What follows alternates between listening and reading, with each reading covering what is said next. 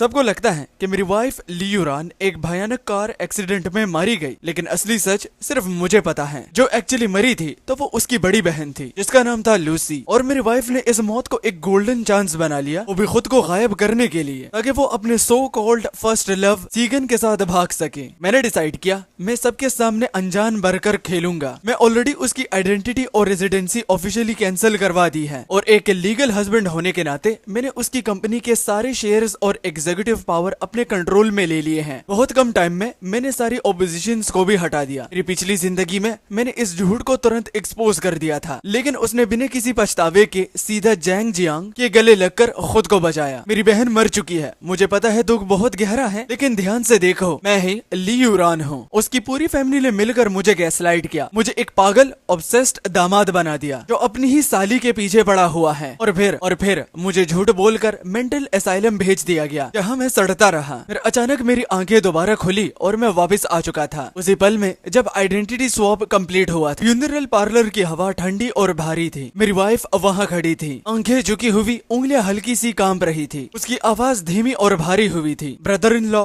आप स्ट्रॉन्ग रहिए। मेरी बहन इतनी अचानक चली गई, मुझे पता है आप पर बहुत बीत रही होगी। जो बॉडी वहाँ गिरने पर पड़ी थी वो असली में लियू शू की थी, लेकिन वहाँ मौजूद हर इंसान को लग रहा था कि वो मेरी वाइफ लियूरान है जो मर चुकी है। मैंने उसकी गर्दन की तरफ घूर कर देखा, वो हल्का सा ब्राउन बर्थ मार्क जो कॉलर के नीचे छुपा हुआ था। मेरी पिछली जिंदगी में वही छोटा सा निशान मेरी बर्बादी की वजह बना था। जैसे ही मैंने उस पर सवाल उठाया, वो तुरंत डर कर जैंग जियांग के पीछे छुप गई। आंखों से आंसू बहते हुए वो बोली, जी फैंग प्लीज होश में आओ, वो मर चुकी है, मैं तुम्हारी वाइफ हूँ लियूरान। जैंग जियांग, उसके पहले प्यार ने मुझे दीवार के अगेंस्ट जोर से दबा दिया, मुझे गालियां दी, मुझे पागल कहा और इल्जाम लगाया कि मैं अपनी साली के पीछे पड़ा हूँ। हमारी 4 साल की बेटी जियाओगी मासूमियत से उसके कपड़ों को पकड़कर खड़ी थी, लेकिन उसे भी जोर का धक्का दे दिया गया, जैसे कि वो कोई बेकार चीज हो। कितनी बदतमीज है, उन लोगों ने ठंडी आवाज में ये कहा। अगले ही दिन मुझे और मेरी बेटी को मेंटली अनस्टेबल डिक्लेयर कर दिया गया। हमें ट्रीटमेंट के नाम पर अलग कर दिया गया और लियू फैमिली से घर से बाहर निकाल दिया। उस सर्दी के मौसम में जियाओजी मेरी बाहों में थड़थड़ा रही थी। उससे वो कमजोर फील कर रही थी, इतनी कमजोर कि वो कमजोरी से रो भी नहीं पा रही थी। उसने धीरे से मुझसे कहा, पापा ठंड लग रही है, और ये कहते हुए मेरी बेटी कभी भी नहीं उठी। मेरे पैरों से ठंड सीधा ऊपर चढ़ गई, लेकिन मैंने गहरी सांस ली और अपने अंदर के उबलते गुस्से को दबा दिया। अपने चेहरे पर सिर्फ थकान और दर्द का मास्क पहन लिया। तुम बिल्कुल सही कह रही हो, सब कुछ बहुत अचानक हुआ। मैंने स्टाफ की तरफ मुड़ कर कहा, प्रोसीजर फॉलो करो, तुरंत क्रिमिनेशन करो, मेरी वाइफ को इज्जत के साथ रुखसत करो। लियूरान ने तुरंत से सर उठाया, उसकी आवाज में जल्दी थी। हाँ, मेरी बहन को शांति से जाना चाहिए, बाकी एग्रीमेंट्स में खुद देख लूंगी। मैं वहाँ अकेला खड़ा था, उस लाश को देखते हुए। मेरी असली वाइफ अब अपनी बहन की आइडेंटिटी में जी रही है, अपने सपनों की जिंदगी जैंग जियांग के साथ। मैंने हाथ बढ़ाया, लेकिन बस व्हाइट शीट को वापस से उसके चेहरे पर ढक दिया। अब लियूरान ऑफिशियली मेरे लिए मर चुकी है, और तुम मेरी प्यारी वाइफ अब से लियू शू का रोल परफेक्ट तरीके से निभाओगी। मैं खुद तुम्हारे रास्ते से हर एक रुकावट हटाऊंगा, ताकि तुम अपनी चोरी की हुई जिंदगी आराम से जी सको। मेमोरियल के बाद जो छोटी सी फैमिली गैदरिंग हुई, उसका माहौल घुटन से भरा हुआ था। जैंग जियांग हेड सीट पर ऐसे बैठा था जैसे घर उसका हो, और लियूरान बिल्कुल उसके पास उसके साथ चिपक कर बैठी हुई थी। उसने मेरे लिए चाय का कप भरा। उसकी बॉडी लैंग्वेज ग्रेसफुल थी, लेकिन उसकी आवाज में छुपा हुआ एक शार्प टेस्ट था। वो कहती है, ब्रदर इन लॉ, लियूरान इतनी अचानक से चली गई, कुछ चीजें प्रॉपरली सेटल नहीं हो पाई। शादी से पहले जो कंपनी उसने अपने नाम पर रजिस्टर की थी, जीनन कल्चर, मुझे याद है कि वो काफी अच्छा परफॉर्म कर रही थी। वो एक सेकंड के लिए रुकी, जैसे बोलना मुश्किल हो। मैं उसकी इकलौती बची हुई बड़ी बहन हूँ, शायद मुझे थोड़ी देर के लिए उस कंपनी को हैंडल कर लेना चाहिए, क्योंकि आखिर वो कंपनी उसकी पूरी जिंदगी की मेहनत थी। जैंग जियांग ने प्यार से उसका हाथ तपाया, लेकिन उसकी आंखें सिर्फ मुझ पर टिकी हुई थी, ऐसे जैसे शिकार देख रहा हो। मैंने चाय का कप हाथ में लिया और बीच हवा में ही रोक दिया। मैंने ऊपर देखा, मेरी आंखें लाल और सूजी हुई थी, मेरी आवाज टूटती हुई खाली सी लग रही थी। जीनन कल्चर की कंपनी, वो कंपनी अब मेरी है। मैंने धीरे से वो कप रख दिया और तखावट दिखाते हुए मैंने माथा रब किया। वो कंपनी 3 साल पहले ही बर्बाद हो चुकी है, बुरी मैनेजमेंट की वजह से पूरी तरह डूब गई, कर्जों में दबकर चुपचाप लिक्विडेट कर दी गई। काफी सालों से वो सिर्फ एक बेकार बैंकरप्ट शेल है। लियूरान के चेहरे पर जो कंसर्न का मास्क था वो तुरंत जम गया। लिक्विडेट ये कैसे हो सकता है? वो तो पिछले साल भी मुझे नए प्रोजेक्ट्स के बारे में बता रही थी। मैं बीच में ही तेज आवाज में बोल पड़ा, बता रही थी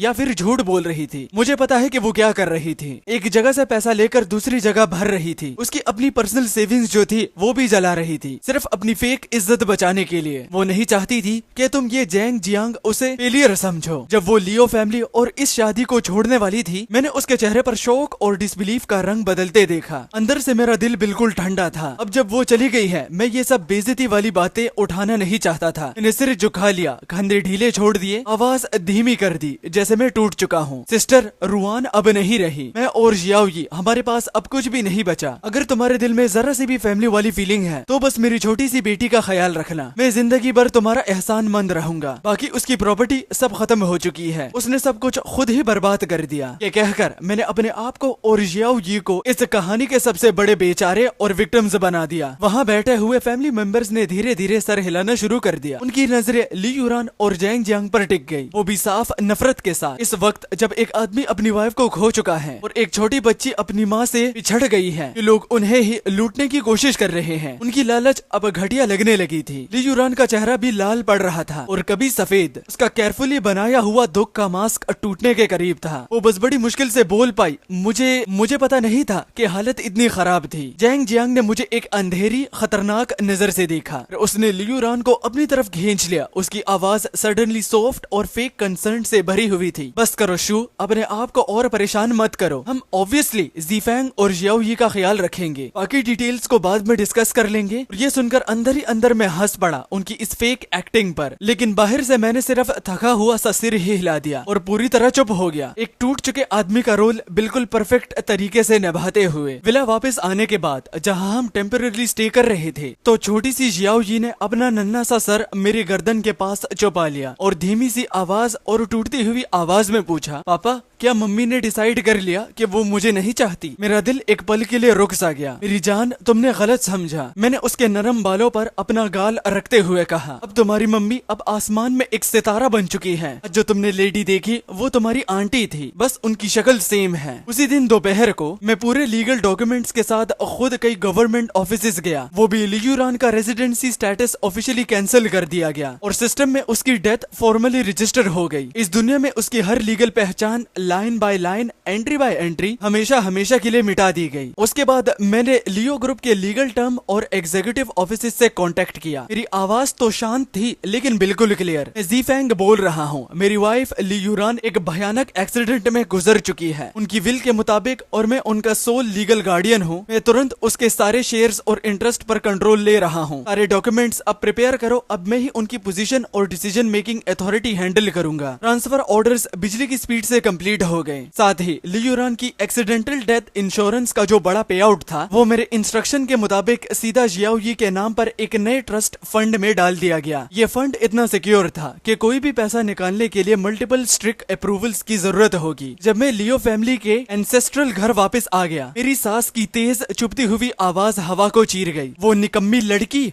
उस लालची बच्ची को देखकर ही गुस्सा आता है। बिल्कुल अपने बेकार बाप पर गई है, सिर्फ बोझ है। मेरे कदम वही जम गए। मैंने लिविंग रूम की तरफ देखा। जियाओयी अकेली खड़ी थी। उसके पास जमीन पर एक टूटा हुआ पोर्सिलीन का कप पड़ा था और उसके सफेद मोजे पर चाय के दाग धीरे धीरे फैल रहे थे। उसका सिर झुका हुआ था, छोटी सी उंगलियां कपड़ों को कसकर पकड़ी हुई, और उसका पूरा जिस्म डर के मारे जम चुका था। मेरी सास महंगी वेलवेट सोफा पर आराम से बैठी थी, हाथ में प्रेयर बीड्स घुमाते हुए, लेकिन उसकी आंखें चाकू की तरह जियाओयी को चीर रही थी, क्योंकि वो सीधी नफरत से भरी हुई थी। वहाँ क्या खड़ी हो? जो गंदगी की है उसे साफ करो, जरा सी भी तमीज नहीं है जियाओयी। मैंने आवाज दी। मेरी आवाज तेज तो नहीं थी, लेकिन पूरे कमरे की हवा भारी हो गई। मेरी बेटी ने तुरंत से सर उठाया। उसकी बड़ी बड़ी आंखों में आंसू भर गए। वो सीधा भागकर मेरे पास आई और मेरी टांगों को जोर से पकड़ लिया, जैसे अपनी जान बचा रही हो। उसे उस औरत की जहरीली नफरत महसूस हो रही थी। मैंने उसे तुरंत अपनी बाहों में उठा लिया। उसकी स्लीव्स अभी भी थोड़ी सी गर्म चाय से गीली थी। मैंने लियो मिंग की तरफ देखा तक नहीं, बस जियाओयी से पूछा, मेरी गुड़िया तुम्हें जलन तो नहीं हुई? अभी मेरी सास बोलती है, ओ घर के मालिक वापस आ गए। उसने बीड्स रखते हुए तंज भरी आवाज में कहा, अपनी छोटी सी पैसा बर्बाद करने वाली बेटी के सामने हीरो बनने आए हो? क्या गलत कह रही हूँ मैं? लड़की पालने का क्या फायदा? सिर्फ खाना और जगह बर्बाद की है। काश ली यूरान ने एक बेटा दिया होता। मैं उनकी बात को काट के कहता हूँ, मॉम। मेरी आवाज सीधी और ठंडी थी। जियाओयी मेरी बेटी है और वो कोई बोझ नहीं है। जब हम यहाँ वेलकम नहीं है तो हम यहाँ से जा रहे हैं। जा रहे हो? वो तुरंत सीधी बैठ गई और उनकी चेहरे की झुर्रियां नफरत से टेढ़ी हो गई। जैंग जियांग की तबीयत कमजोर है, उसे लगातार देखभाल की जरूरत है।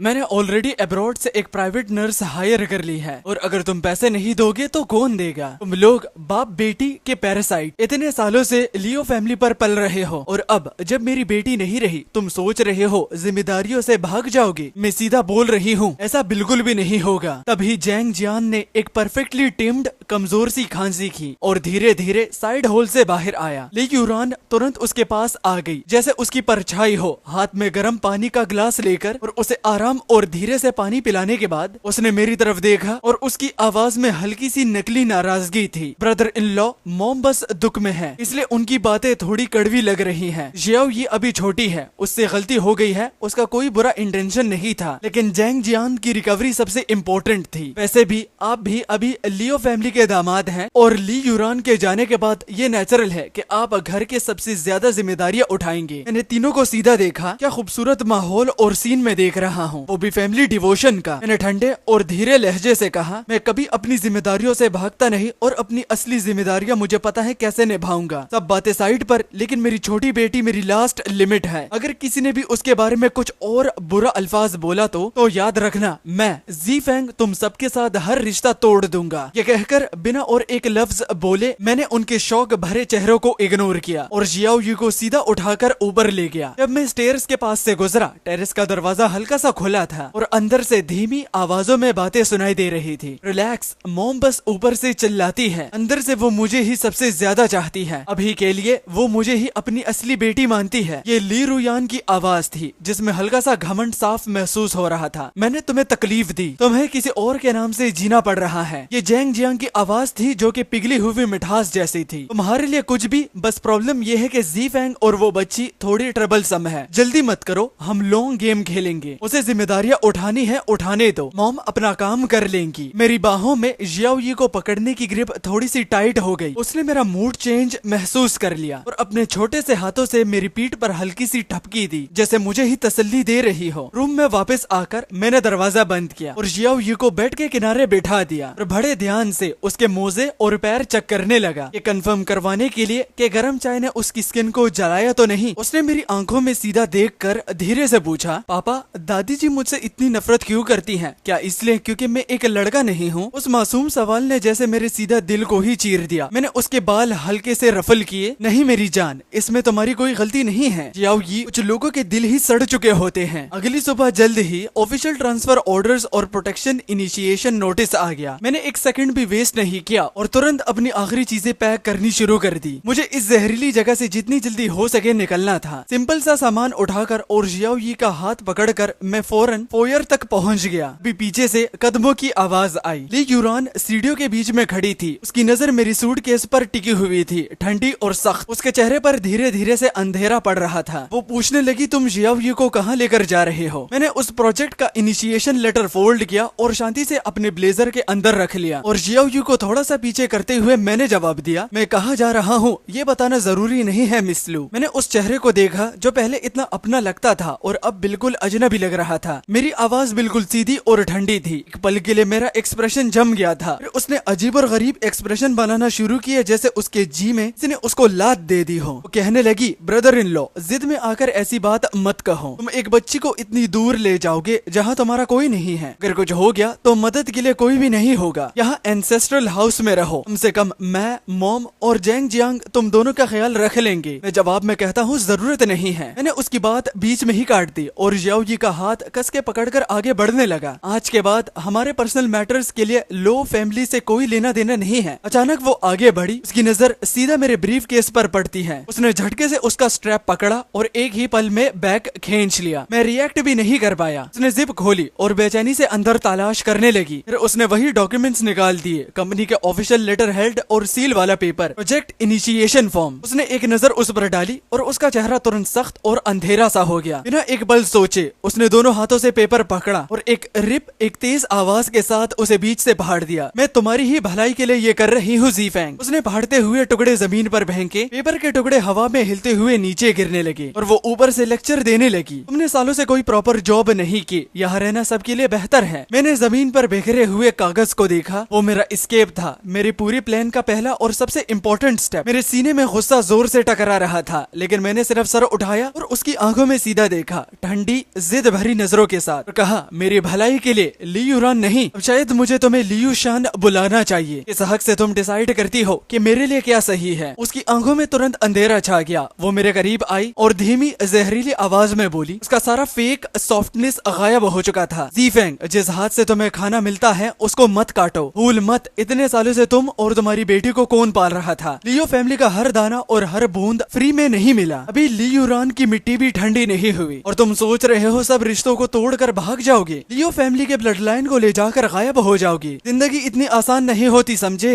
जैसे नाशुक्र आदमी को तो कुत्ते की तरह ट्रीट करना चाहिए था। उसकी बातें सुनकर मुझे हंसी आ गई, एक पागल सी टूटती हुई हंसी। मैंने कहा, पाल रहे थे तुम हमें। जब जियाओ ये मरने की हालत में थी, मैं लियो फैमिली के गेट के बाहर घुटनों पर गिरा हुआ था, रहम की भीख मांग रहा था। कौन था जिसने गार्ड्स को ऑर्डर दिया था कि मुझे एक आवारा कुत्ते की तरह लात मारकर भगा दिया जाए। और अब जब मैं जा रहा हूँ, अचानक तुम लोगों की अपनी मेहरबानी जाने नहीं देनी। मेरे होंठों पर एक ठंडी तंज भरी मुस्कान आ गई। मेरी नजर उस पर चली गई जैसे उसको चीर रही हो, या फिर तुम ही तो थी जो कि उसकी कंपनी पावर छीनने के लिए बेचैन थी। ली यूरान के चेहरे पर एक पल के लिए घबराहट चमकी, लेकिन उसने तुरंत खुद को संभाला। उसकी आवाज फिर से सॉफ्ट हो गई, लेकिन अंदर की चाल का पता चल रहा था। वो कहने लगी, ज़ीफेंग, क्या हमारे बीच कोई मिसअंडरस्टैंडिंग हो गई है? हम फैमिली हैं। मेरी बहन के जाने के बाद ये मेरी जिम्मेदारी है कि मैं तुम और जियाओ यी का ख्याल रखूं। मिसअंडरस्टैंडिंग? मैंने उसकी बात काट दी। मेरी आवाज पत्थर की तरह सख्त हो गई और मैंने कहा, यहाँ सिर्फ एक ही मिसअंडरस्टैंडिंग है कि मैंने कभी तुम जैसे दरिंदों को इंसान समझ लिया था। मेरे लफ्ज अभी हवा में ही थे कि मैंने हाथ उठाया और अपने सारे दबाए हुए गुस्से को एक झटके में निकाल दिया और एक जोरदार थप्पड़ दिया जिसकी आवाज पूरे फोयर में गूंज उठी। उस थप्पड़ के इम्पैक्ट से उसका सिर झटके से साइड में मुड़ गया। वो पीछे लड़खड़ा गई और भारी दरवाजे से टकरा गई। उसके गाल तुरंत से लाल हो गए और उसके चेहरे पर हाथ का निशान उभर आया। उसने तुरंत सर घुमाकर मेरी तरफ देखा। उसकी आंखों का शौक तुरंत जहरीली नफरत में बदल गया और कहने लगी, ज़ीफेंग, तुम्हारी हिम्मत कैसे हुई मुझे हाथ लगाने की? वो चीख उठी। उसकी सारी एलिगेंस टूट चुकी थी। वो मुझ पर झपटी और मेरी कलाई को अपने लंबे नाखूनों से पकड़ लिया। उसके नाखून अब मेरे स्किन में घुसने लगे। वो पूरी ताकत से मुझे वापस खींचने की कोशिश कर रही थी और कह रही थी, तुम इस घर से एक कदम भी बाहर नहीं जाओगे। सिक्योरिटी, जल्दी अंदर आओ। इस हंगामे से डरकर जियाओ यी जोर जोर से रो पड़ी। ने एक हाथ से उसे अपने पीछे छुपा लिया, दूसरे हाथ से खुद को छुड़ाने की कोशिश की। उसकी ताकत अजीब सी थी, जैसे कोने में फंसी हुई जानवर की बेचैन पागल एनर्जी। जब हम दोनों इस उलझन भरी झपट झपटी में फंसे हुए थे, तभी मेन गेट जो हमेशा बंद रहा था और सिर्फ सिक्योरिटी इंटरकॉम से ही खुलता था, अचानक बाहर जोर से खुल गया। तेज दोपहर की रोशनी अंदर भर गई और दरवाजे पर एक खड़ा आदमी लंबी तेज परछाई के साथ सामने आया। वो सीधा और शक्तिशाली खड़ा था। उसकी प्रेजेंस में एक हैवी अथॉरिटी थी, जैसे कोई हाई लेवल एग्जीक्यूटिव हो। उसकी नजर पूरे सीन पर घूमी, इस घटिया ड्रामा को एक पल में समझ गई और फिर जाकर रुकी ली यूरान पर, जो अब बिखर चुकी थी। उसका चेहरा सूजा हुआ, बाल बिखरे हुए और वो अब भी मेरी शर्ट को पकड़कर लटकी हुई थी। ली यूरान एकदम से जम गई, जैसे किसी ने उसे पत्थर बना दिया हो। उसकी चीखें, उसकी हर हरकत एक पल में ही रुक गई और उसके चेहरे पर जो जंगली गुस्सा था वो धीरे धीरे उतर कर मौत जैसी सफेदी में बदलने लगा। प्रेसिडेंट ली, आपके डिपार्चर के लिए गाड़ी रेडी है। आगे खड़ा आदमी रोशनी में आया। उसकी परफेक्टली सिली हुई सूट की शार्प सॉलिट्यूड साफ दिख रही थी। वो था ग्रुप सीईओ का चीफ स्पेशल असिस्टेंट चेन शू। उसके पीछे दो प्रोफेशनल सिक्योरिटी गार्ड्स खड़े थे, कंपनी के इलीट ब्लैक यूनिफॉर्म में। उसका चेहरा बिल्कुल इमोशनलेस था। उसने हल्की सी रिस्पेक्ट के साथ मुझे सिर झुकाकर ग्रीट किया, फिर साइड हो गया और सीधी क्लियर आवाज में बोला, प्रेसिडेंट ली, सच के लिए प्राइवेट जेट अरेंज हो चुका है। गाड़ी बाहर वेट कर रही है। लीगल टीम और प्रोजेक्ट के कोर मेंबर्स एयरपोर्ट पर आपसे मिलेंगे। फ्लाइट के दौरान भी ब्रीफिंग कंडक्ट की जा सकती है। प्रेसिडेंट ली, ये टाइटल सीधा ली यूरान का होश उड़ा देता है। उसकी पकड़ मेरी कलाई से तुरंत ढीली पड़ गई। वो शौक में चेंशू की तरफ मुड़ गई। उसकी आवाज फट गई, चीख जैसी हो गई। चेंशू, तुमने अभी इसे